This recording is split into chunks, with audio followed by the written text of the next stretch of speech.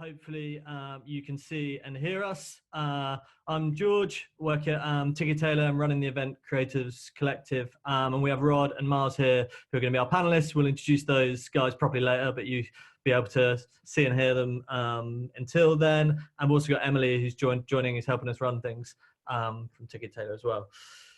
Cool. So without any further ado, hopefully you can all see my slides. This is our second in the series from the Event Creators Collective. So for those of you joining for the first time, we set this up really as a forum for event organizers of all different types, all shapes and sizes, who want to basically share their experience going through the lockdown, particularly at the moment, but also we'll continue this kind of beyond as kind of events kind of unfold over the coming months and beyond.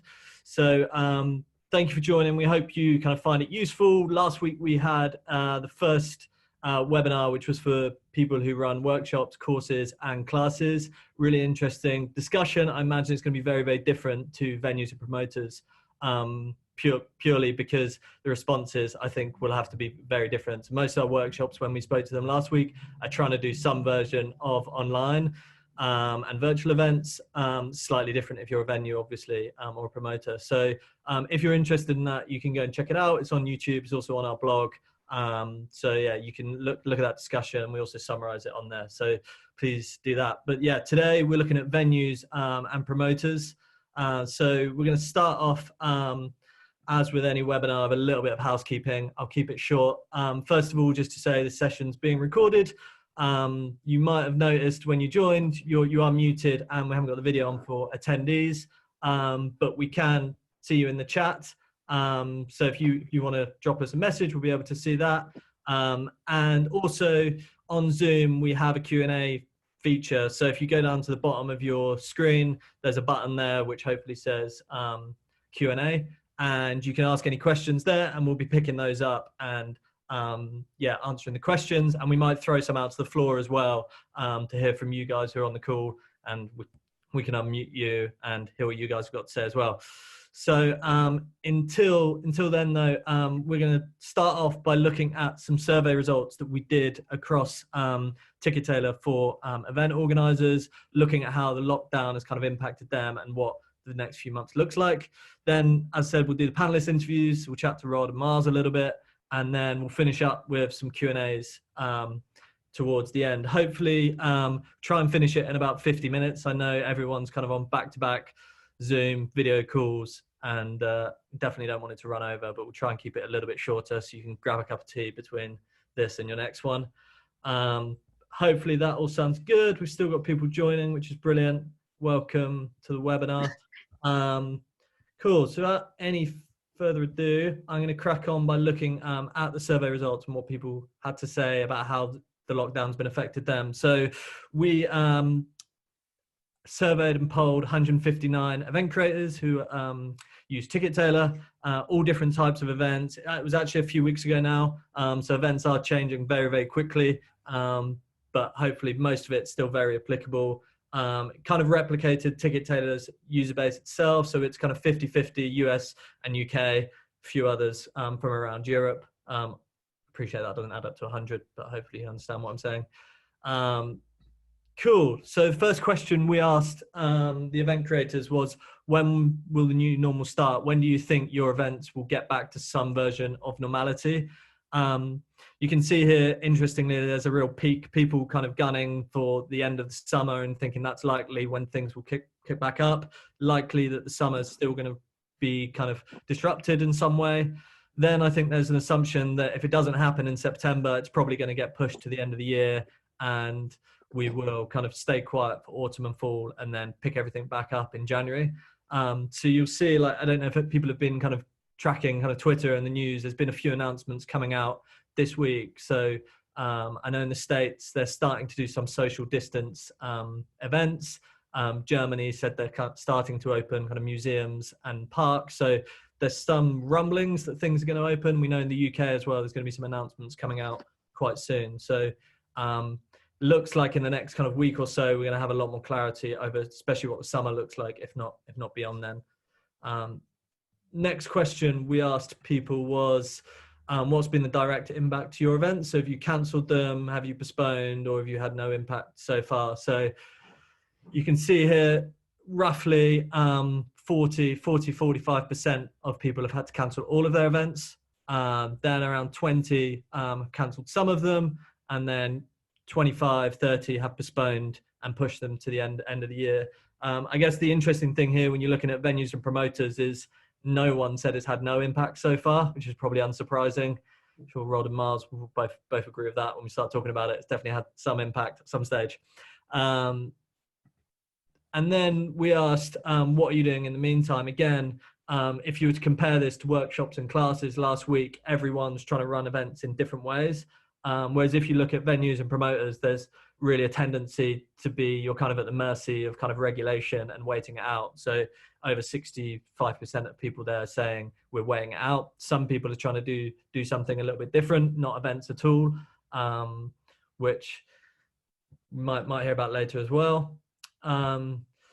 Finally, this is an interesting question. There's been lots of kind of speculation over this kind of phrase, which you've probably heard too many times, which is new normal. So do you think there will be a new normal, or do you think everything's just going to go back to kind of how it was 2 or 3 months ago? Overwhelmingly kind of the same for all events and venues and promoters here, people saying things will be different in some way. Obviously, we haven't put a timeline onto this. So, things might be different for 6 months, or they might be different for a year. We kind of didn't ask that kind of granular question. But interesting to see there that people think the events industry is going to look quite different in the future, whether you're venues or promoters or anything else. Finally, we kind of tried to dig a little bit deeper into how it would look different. So is there any way you can prepare for it? Is there any ways that organizations like Ticket Tailor can support you? Is there tech that will help? What are you kind of thinking about when you're thinking about bringing your events back?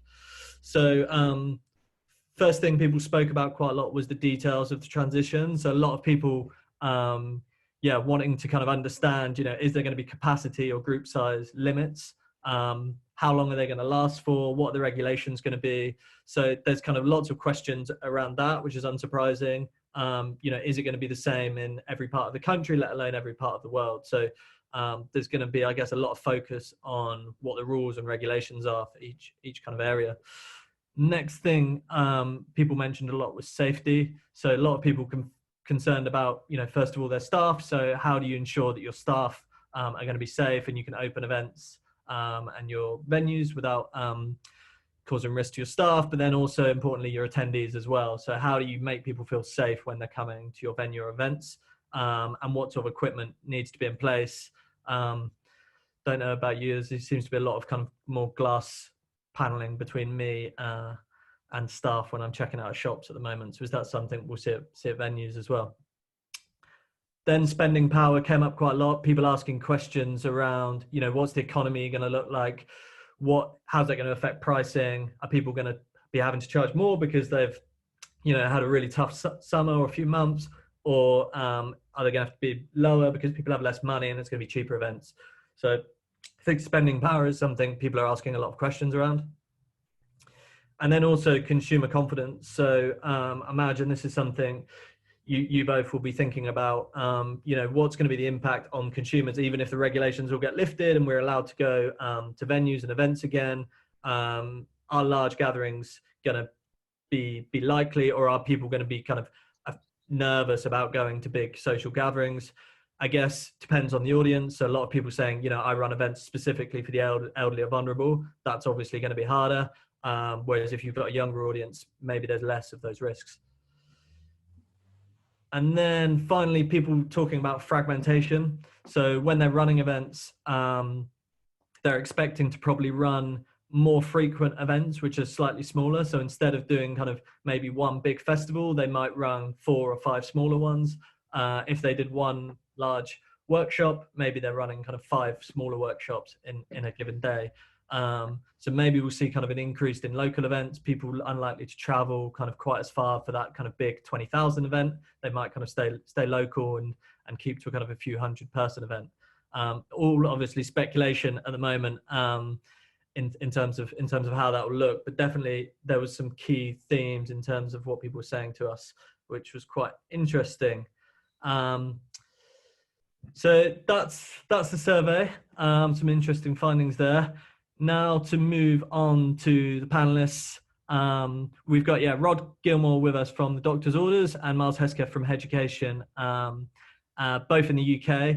But I'll leave it to you guys to give a bit of an intro about your past in kind of events, what you've been up to leading up until lockdown, and then kind of what lockdown looked like for you. So Rod, do you want to kick off and talk about Doctor's Orders? Hi everyone. So I run a company called the Doctor's Orders. We are primarily a hip hop promotions company doing club nights and concerts and the like. We're based in London. The majority of our events in London. We're doing that for, this will actually be our 15th year. So we had some fairly big plans to celebrate our 15th year, which are now on hold. I got into that through being a DJ first and doing gigs all round kind of the UK and throughout the world. The majority of our events are regular monthly club nights that kind of run on a monthly rotation on the same venues every month with this kind of similar lineups of residents and stuff like that. And then we run kind of bigger one-off events that are either live shows or kind of bigger club nights in bigger venues with bigger lineups and special guests and stuff like that. And what are the range of sizes of your events? Kind of what's your kind of tend to go from around 300-400 up to about 1,200-1,500 for the biggest ones, I guess. Yeah, nice. The regular kind of monthly stuff tends to be around the 300-400 mark. We do live shows that tend to be kind of between 400 to 800, and then kind of bigger club nights that tend to be, 1,000 plus basically. Nice. And so what did life look like for you when kind of lockdown started, or coronavirus kind of started becoming clear it was going to affect events? How did that kind of play out for you guys? Well, we obviously had, because we have events pretty much every week. So we were trying to kind of adapt to stuff as it was going. It was quite clear, even from like a week or 2 weeks before, that people had kind of taken it to heart. Numbers were down. People just weren't keen on going out until they knew what was going on. So interestingly, the conversations from my end were about protecting our audience, protecting our staff. Some of the venues wanted to just crack on as, anyway, get bums on seats and money over the bar. Yeah. And were quite slow to act, I felt. Other venues were actually way quicker and just pulled the plug straight away. It tended to depend on what the venues were in terms of their situation. So I don't know how many of the people in here are, from London or familiar with the venues in London or whatever. But for example, we had things on at nightclubs that are kind of parts of hotels. Yeah. So Miranda, which is at Ace Hotel.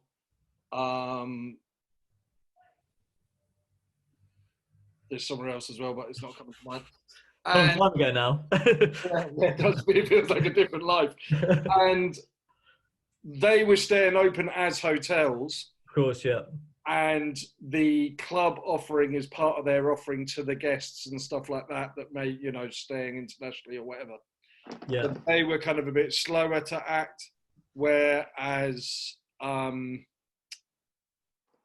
we use a venue that's actually part of a restaurant, and they were like the first one, just immediately, we're shutting down, kind of get this done, because obviously service of food and stuff. Yeah, people just stopped coming for food, didn't they, after a while? Yeah.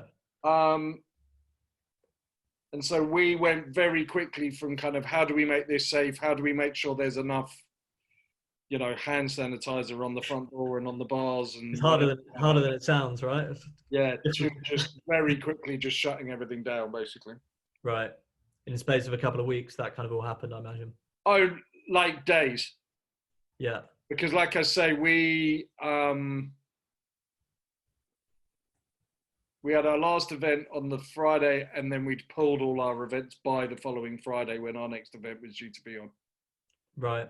Um, And have you postponed, or you've gone for the cancel model and then see how it all plays out? well, it depends on the events.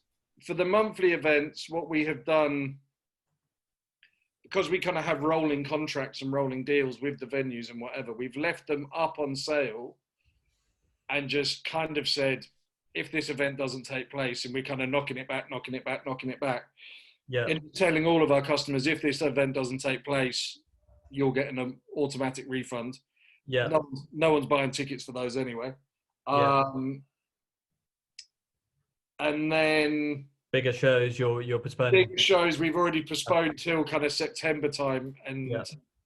we'll wait and see what happens. Yeah. You know, again, the difficulty to an extent is that we have contracts with the venues, we have contracts with the artists, and so there's quite a few moving parts. You know, it's like we need everyone to be on the same page, especially with international artists. They have to be happy to travel, they have to be able to travel. Yeah. Venues have to be happy to open. We obviously have to feel it's safe and be confident in what's going to happen, etc. So that makes sense. Yeah, for the bigger things we've postponed. Other things we just haven't announced. So, you know, we were going to be doing big Halloween events. We were going to be doing stuff around our 15th anniversary and stuff like that. For the time being, we've just put a pin in it until we kind of know what's happening. Cool. All right, we'll come back to you. Definitely some more questions there. But Miles, what about you? It'd be great to hear a little bit about your history in the events industry, and what life kind of was looking like before lockdown, and then how that kind of played out. Okay, sure. So I run an event in Birmingham called HOUSEKEEPING. We started 2001. We ran about 4 years as a traditional ticketed event where we would effectively pay for the venue, for the security, artists, etc., and then we take the money on the door. We had a period during 2004 where we lost a lot of money over a few events in a row, and it basically made us take a step back. But we changed our business model in 2005, and at that point we started to be paid directly by venues who would decide whether they wanted to ticket the event or not. We've carried on with that business model for a while. That ranges from being booked to run a festival stage, perhaps with big artists, all the way down to just doing a regular monthly event in a bar with sort of fairly affordable guests, let's say. So at the point where lockdown was about to be enforced, I was pretty sure it was going to happen because of what happened in Spain and Italy. Didn't see that we could get away from it really. With regards to my decisions to cancel the events, what actually happened was a friend of mine was running an event at the same venue, and a few days before lockdown was enforced, he got some incredibly negative feedback from quite a lot of people because he was still promoting the event, and that just completely made up my mind. And I thought, there's no way I'm going to put it out there and risk that negative feedback. It was definitely a really fine line, wasn't there? But for like a few days of like when it was socially acceptable to be promoting and running events or kind of opening a shop, and then it kind of quickly flipped and kind of like the tide of opinion kind of changed and everyone kind of went into shutdown. Absolutely, yeah. It was probably within a week. Went from no one really seeming to feel like it was a risk or a threat, and then within a week it was a pretty much more than 50% of events were cancelled, and then over the next few days that was it.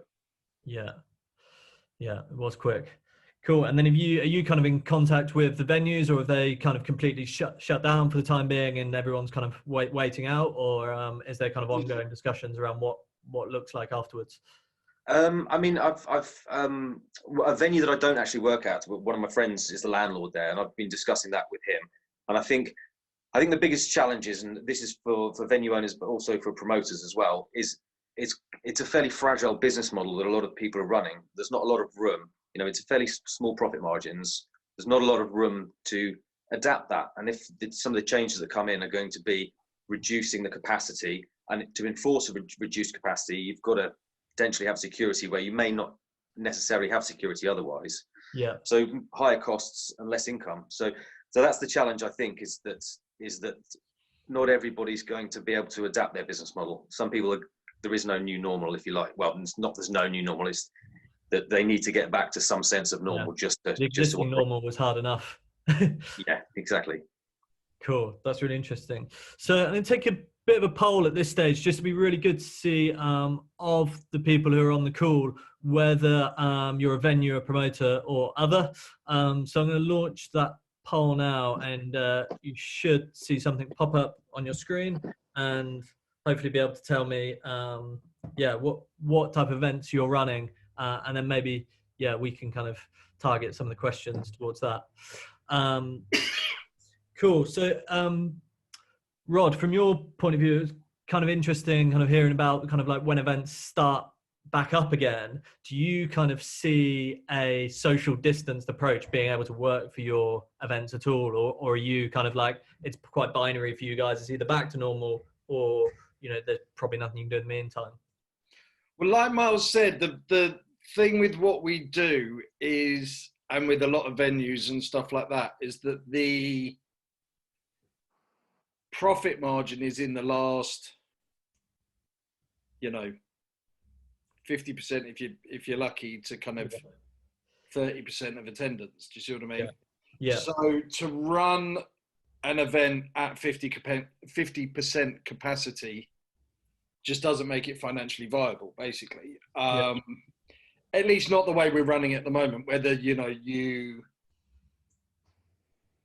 reduce marketing costs, reduce lineup costs, whatever it might be, may help. I don't know, but I think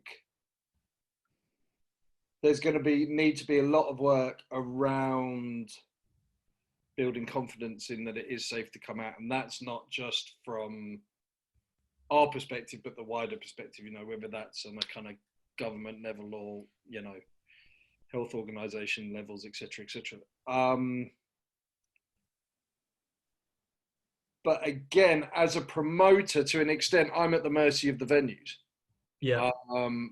I have ongoing relationships with these venues, which is good. We work together all the time, so we kind of have a vested interest in each other's success. And are you speaking to them like a lot at the moment? Is that like ongoing conversations, or is it I guess now it's kind of like at the bottom of the curve in some ways? Yeah, I've not really been in touch at all, because as far as I'm concerned, we have the first Friday of the month every month for the foreseeable future. So we're kind of waiting. Once we're told, right, we can open back up, then then the conversation starts with the venue. How are we doing this? How, what are we doing? Because those conversations could be pretty quick.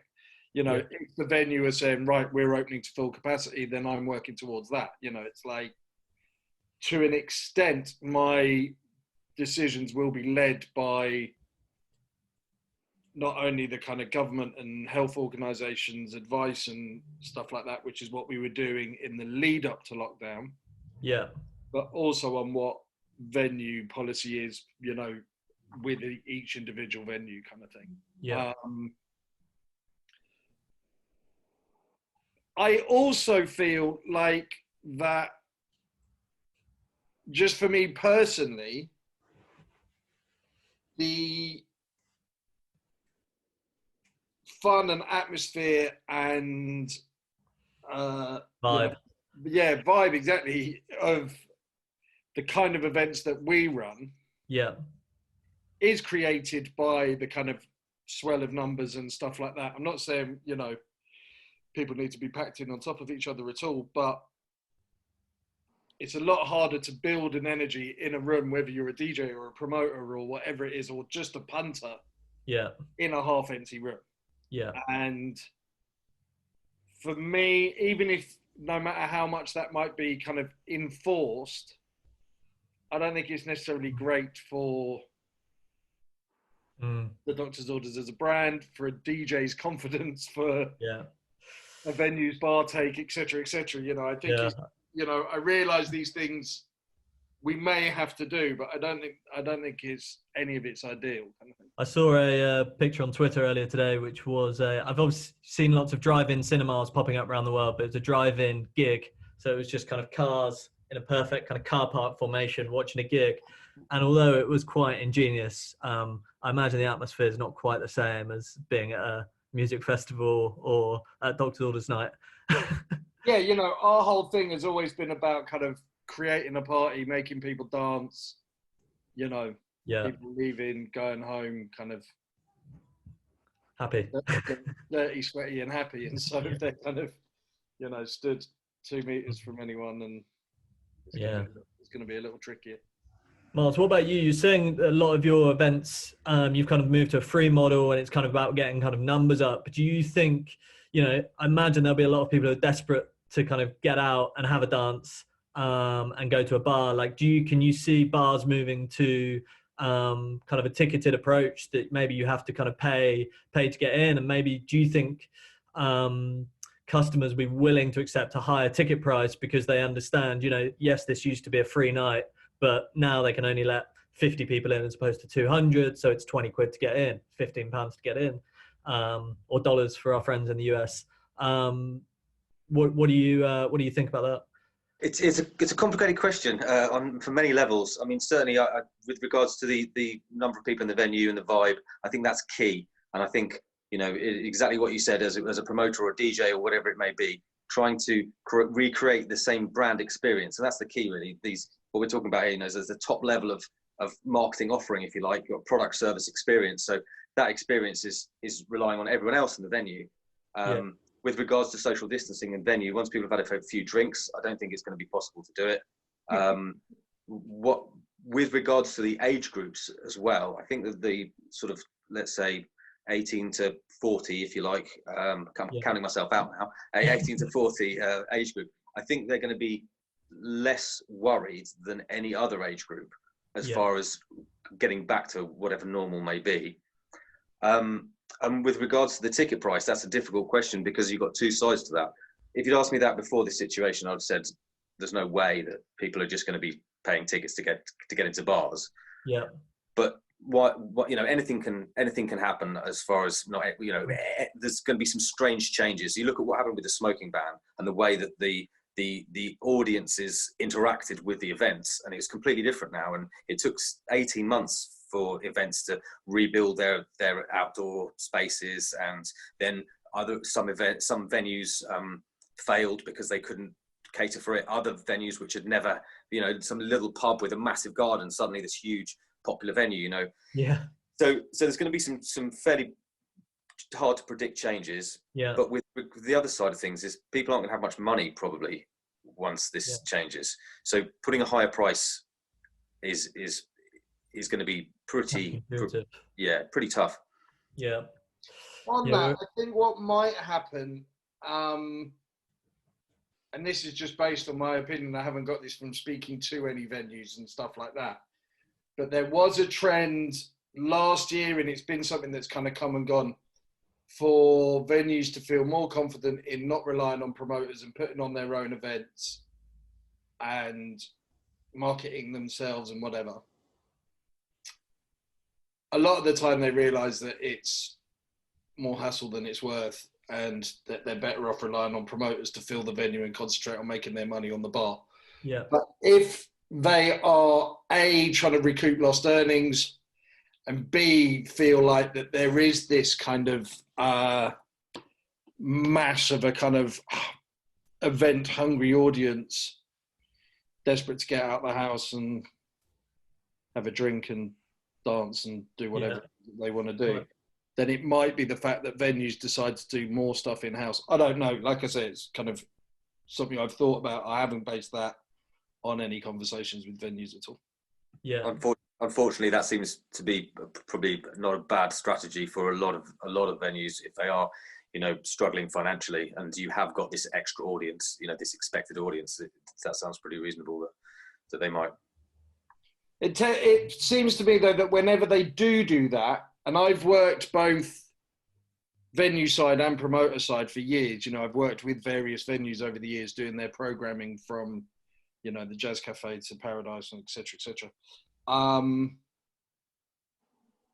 It's quite often short-lived. They realise they might do it for kind of 3 to 6 months and then realise they don't actually have the capacity to both book and promote and, you know, sell the product over the bar. Setting up a whole new company with inside your venue, basically. Yeah. You know, some are geared towards it specifically, but others who think they can have a crack at it kind of fail pretty quickly and then suddenly go back cap in hand to promoters. Yeah. That's interesting. And so do you think, kind of thinking about afterwards as well, got a question here about, you know, what do you think is going to affect kind of the cost base going forwards? Do you think kind of venues are going to be putting their prices lower or higher? And also with artists as well, are you expecting it to be harder to book artists kind of September upwards? Or are you thinking, oh, it's going to be easy because there's going to be loads of people around who are wanting to do gigs? How are you kind of seeing that play out? My feeling is the sensible thing to do would be for the, you know, the new normal to be as close to the old normal as we can. So, you know, if a pint cost £5, a pint should cost £5, and if you know, if a DJ was charging 500 quid, they should carry on charging 500 quid. Whether that's the case or not, I don't know. In terms of my events, I wouldn't be looking to charge any less or more, but we've kind of been fairly consistent on our pricing for years anyway. Yeah. But with my kind of booker brain in, as you know, booker as opposed to the kind of promotion side of what I do, yeah, there is a bit of me thinking I should be spending my time hitting up artists that I've been wanting to book and saying, right, you know, after this, let's get you over, you know, let's get you out and let's do a deal now, you know, because any money to someone at the moment who's not earning a penny is going to seem more attractive than none. But the truth of it is, I don't think it will change massively. I don't think. Yeah. But, you know, the proof is in the pudding. Yeah. Yeah. What about you, Miles? Do you think, what are you kind of expecting kind of costs and pricing to do, or costs specifically? To be honest, I haven't given it an awful lot of thought. I guess my initial thought is that it shouldn't change hugely. There may be a bit of a tweak depending on how the sort of dynamic of the business model affects it.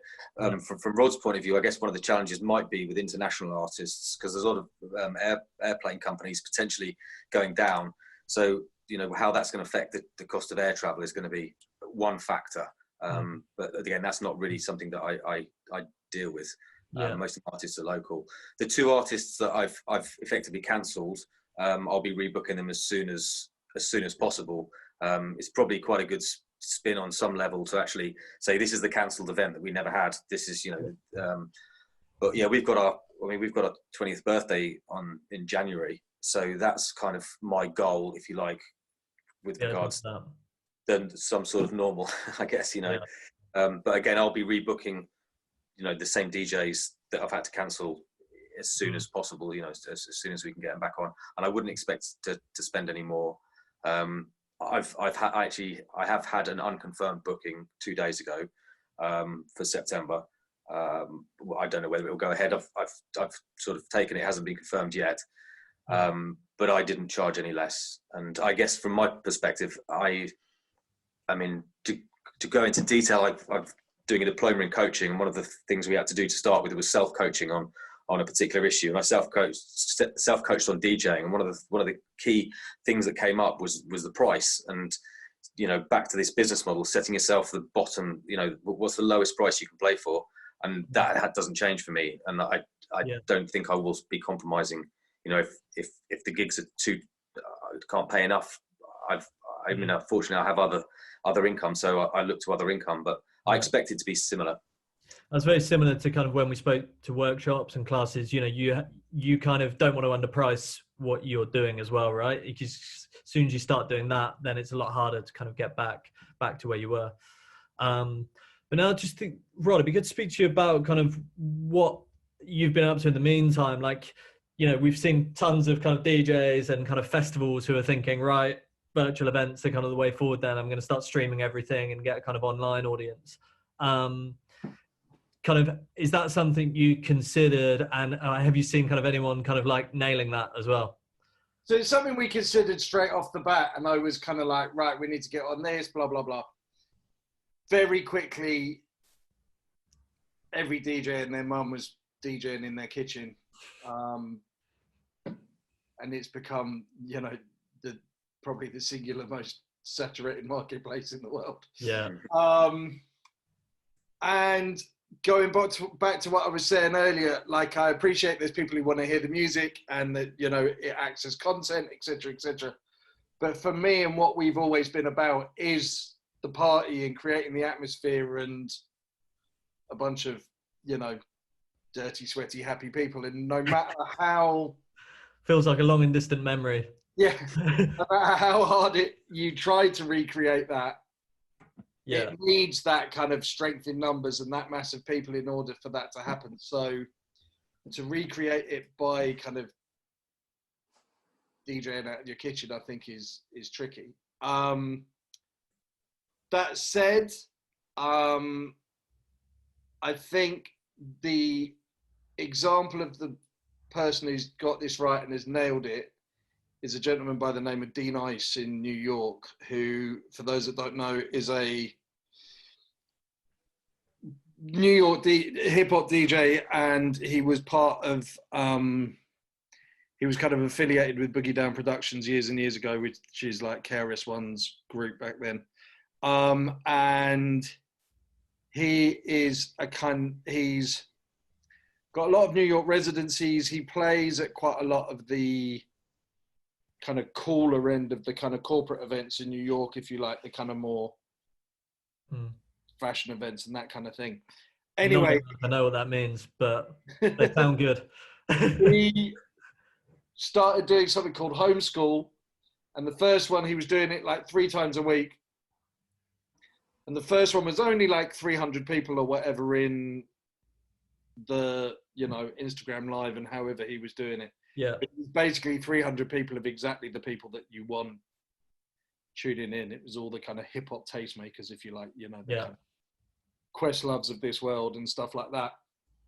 And very quickly, within like a week or so, he had, I think it peaked at something around like 400,000 people in his stream. And it's people like Drake were leaving comments and J-Lo, and, you know, it's kind of gone. It's like my Instagram stories. Yeah, exactly. And a day in the life, you know. And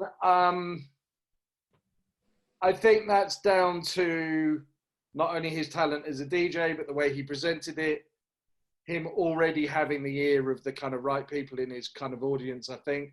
Yeah. And, you know, those being the tastemakers that kind of people look to find out what's going on.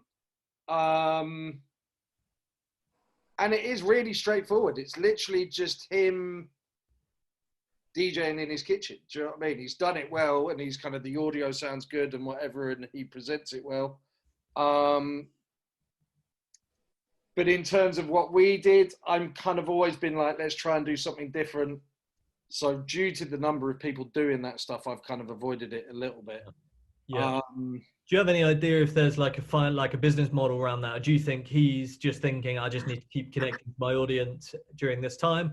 Or, I mean, other than kind of putting For me, the idea is about building audience and giving people something they can engage with, so that, you know, you can, hopefully new people can find you, and that then when the world reopens, they can follow you onto what you're doing, you know. So the model we did was kind of posting more mixes that people could consume in their own time rather than kind of live streams. Yeah. I've done a hip hop pub quiz for years, which we're doing. We did one last week. We're doing another one tonight, which is kind of half through a kind of quizzing website, but hosted through Instagram and Facebook Live. For me, I'm not looking to kind of monetize these things yet. That may change. Yeah. It's more just about creating engagement and creating an audience in order to kind of build an audience for, like I say, when things open up. When, But yeah. I do know of DJs that kind of have tip options where you can kind of tip the DJ and it means a bit of money's coming in. People are kind of working hard on selling beats or, you know, doing whatever really. Yeah, so we've got a question very similar to that to come into the Q&A. So Chris Rogers, thanks for this. So I'm a promoter bringing new live music to local audiences in pubs, small venues and at small festivals. I'm investigating a virtual model, i.e. streaming live with professional production values on Facebook, YouTube, etc. from a secure environment, which I assume means that you kind of have to have a code to get into it. So in this model, admission to the live stream is likely to be free, but you have donations collected for the band during the event in place of conventional pre-event ticket sales. So you kind of do some sort of tipping during the event, which is quite a cool idea. Question there about how Ticketailer might be able to support, which we can think about, but it's quite an interesting model. You know, obviously you can consume pretty much, we had this basically, it's a very similar question last week, you know, if you want to do a live yoga class at the moment, like you don't have to pay money for it. Yeah, we have kind of hundreds of event organizers using Ticketailer and people paying to kind of have that kind of more personal experience where the yoga teacher's looking you in the eye and might see your name come up and talk to you. I wonder if there is kind of a halfway house there with music where you kind of have a bit more of a private model and people are willing to kind of pay to be in that on the virtual world. But maybe that's kind of like something you're thinking about further down the line, or see how things play out before you commit to a model like that. I think there's stuff like, you know, people could take it back to kind of basics to an extent of be like, you know, you tip for requests or whatever it is. Do you know what I mean? Like you want to hear a particular tune, chuck a pound in the pot kind of thing or whatever. Yeah. No idea.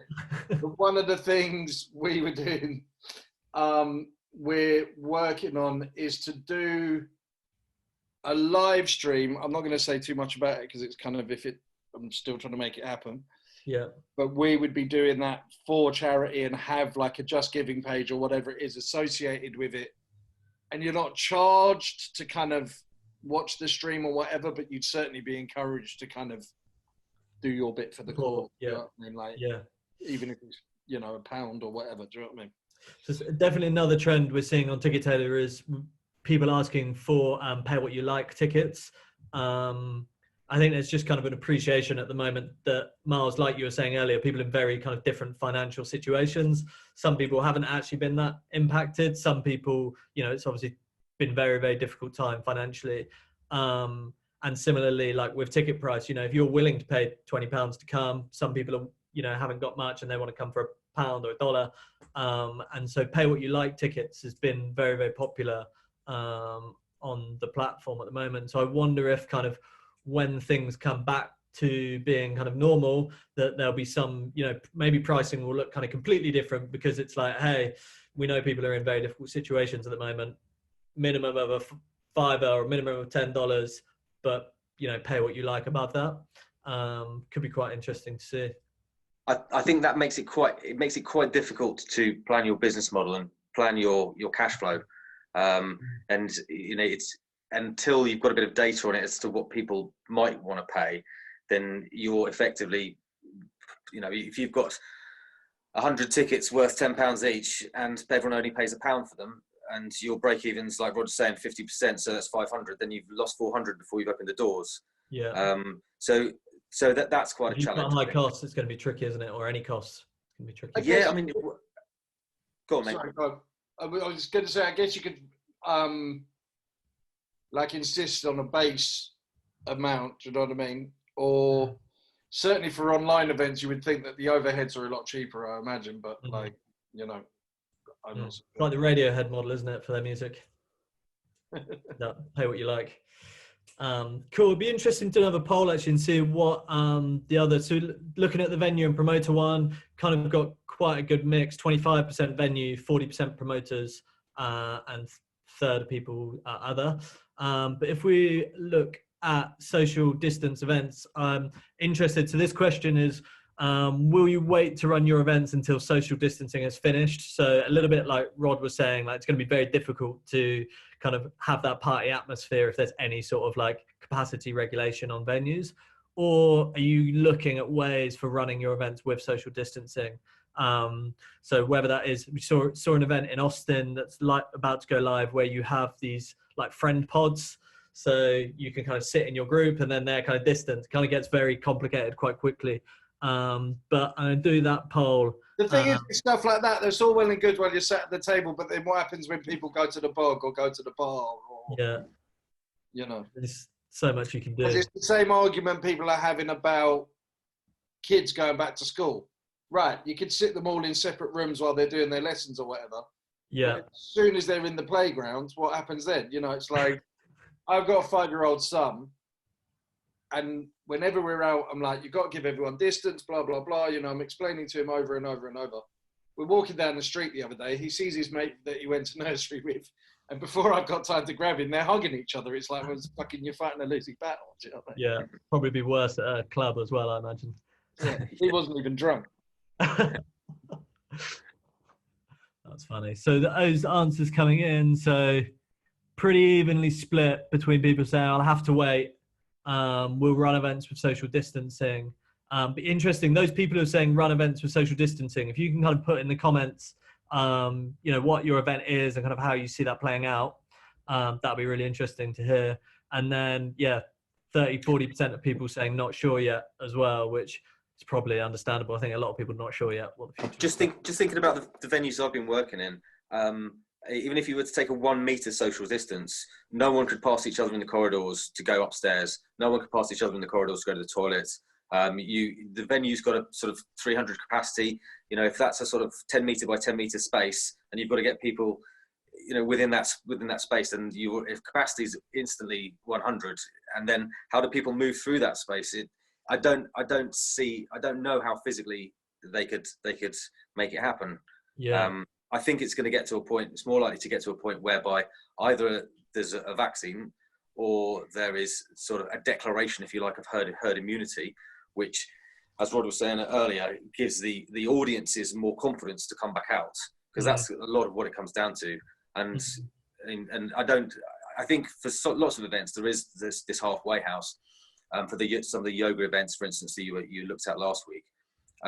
But in terms of online representation of these kind of experiences, I don't think you can represent them properly. I think you can use it online as a good marketing tool to attract people to your brand and to keep them on side. But as Rod said, like it's a joke now how many people are doing bedroom DJ sets. And I did one, like when it very first came out, first couple of days, lockdown themed mixtape, thought, you know, and it went down quite well. And then I watched everyone else doing it, and it's polarized. You've got DJ Woody and Crafty Cuts and Yoda doing amazing stuff, and then you've got some guy who's just on Spotify pressing return on his keyboard. You know, that might have been me. But I think the thing is, you know, it's and this is interesting. Since I was asked to come on this panel, it's made me think obviously a lot deeper about these ideas, and it's made me try and up my game as far as my personal representation of DJing is concerned, and I've reorganized my studio so I can actually sit in front of my records now, and I can actually get a video in front of my records rather than just in a random space. And I only put out audio mixtapes. I don't put out video mixtapes. So there's lots of opportunities to come out of this in a better place than you went into it. But I don't know whether unless you're doing something very special like a VJ set, or I just don't know if it's going to have the same clout. Yeah. Now, what the guy with the question regarding the online live bands and donations, it sounds like an awesome idea. And I think when things will change, as I said, the same thing with the smoking ban, it's hard to predict exactly how it's going to change. But I think people are going to become more used to this situation. I'm sitting on my own in my house. You know, 20 years ago, I would have been crazy, you know, but people get more used to it. And now they're exposed to these, people are more used to Zoom. They're more used to these, you know, experiencing music on this level. So there will be more opportunities in the future. And I think it will be possible to monetize it if that's your goal. Yeah, it's definitely been a shift. You know, obviously at the moment we're at kind of one extreme because of, you know, the regulation that's in place. But, you know, once that gets taken away, like what are the things that are still going to remain from this kind of period? So, you know, when we were thinking about workshops, you know, they're saying, well, you know, at the moment I'm at 100% online. I'll probably go back to like 5 or 10% online, because there are some benefits. Like I'm interacting with people who are in kind of like the north of the country, and I'm based in the south, and I can kind of run my class with those. You know, in the music world, what are the things that have kind of happening now, but then will remain, will be quite interesting to see. So it's quite interesting. I think that's key as well, as in terms of an event promoter, you know, and a live event promoter. Your audience is fairly local.